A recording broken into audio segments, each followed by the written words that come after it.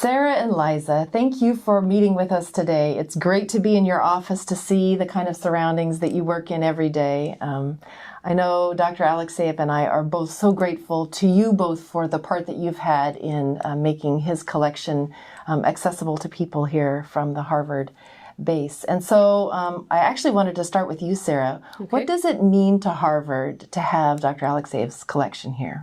We're extremely happy to have the Alekseyev collection at the Harvard Music Library as part of our Archive of World Music.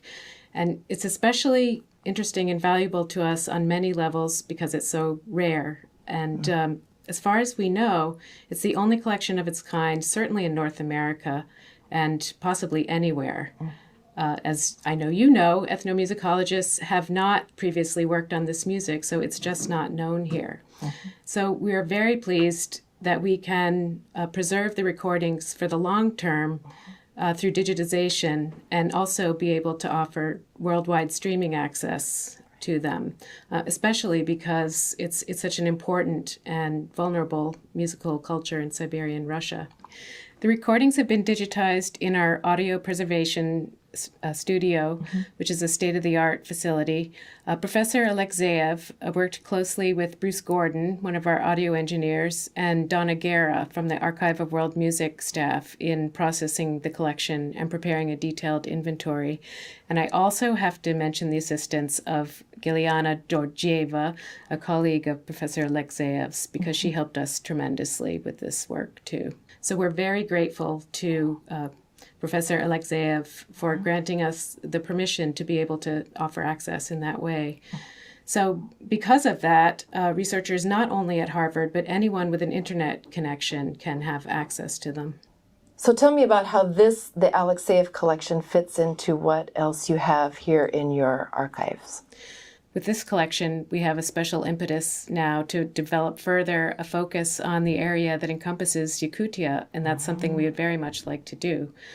Beyond the music library and the music department, Harvard has a very strong Russian studies program and Central Asia program, and those colleagues are also very happy that we have this collection here. That's great. So in general, we anticipate that there will be a lot of interest in this collection, and both at Harvard and beyond. So we look forward to having researchers come here to work with it. Great. Marvelous. It's just really a great thing that it's here. Okay, Liza, also I'm interested in hearing about your part in this process. Tell me about how you've been involved.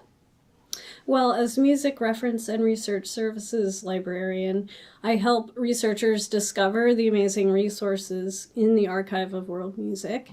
And Professor Alekseyev's collection is a great example of the unique services that we offer. Since users are accustomed to using Wikipedia, Facebook, and other online resources and general library collections, our unique purpose is providing rare and amazing resources that researchers can't find anywhere else in the world. How rare is this material? Well, as Sarah mentioned earlier, it's possibly one of the only collections of its kind, and very few ethnomusicologists outside of Russia, as you know, have studied this subject. So it's a very amazing resource, and we're proud to have it here to house it and to provoke investigation. Great. For those that don't have access to internet, how broadly can it be used by scholars? Yeah, well, Sarah mentioned the kinds of scholars who would be interested in it, and you can either visit our library in person or use the digital streaming content that is available online via the Finding Aid. Maybe you could show us a little bit about the Finding Aid. What does it look like on the screen, and maybe show us a little bit of the audio recordings that it's available. Great. So all the Finding Aids at Harvard have a similar layout. This is the one for the Alekseyev collection. There's quite a bit of text and description about the collection. And audio examples are embedded in the text. If you'd like to pull up all of the digital content, there's a tab for doing that right here. The third tab. The third tab. Mm-hmm. And so it will bring together all of the parts of the finding aid with digital content. So if I click on one of them, this one is called Song of the Horse. It will open Real Player.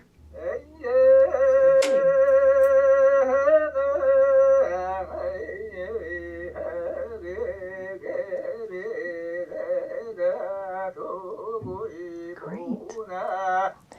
That's marvelous. That seems so easy to get to, but say I'm sitting at my desk researching, what would I Google to find this resource? Researchers can find us by visiting our website. They can Google Loeb Music Library Harvard or Archive of World Music Harvard, or researchers can Google Eduard Alekseyev Harvard, or they can email us directly at this email address. And that email address is? It's muslib, that's MUSLIB, at FAS, Faculty of Arts and Sciences, .harvard.edu. Okay, well that's great. That doesn't seem very hard at all. Thank you both so much for the role that you've had in making this music, these archives, available to people all over the world. I know as a researcher I really appreciate it, and I'll be using this, of course, and my students will, in our future work, in our studies about Yakutia and about Siberia in general. Thanks so much, and thanks for your time today for explaining to us about the collection. You're very welcome. Thank you.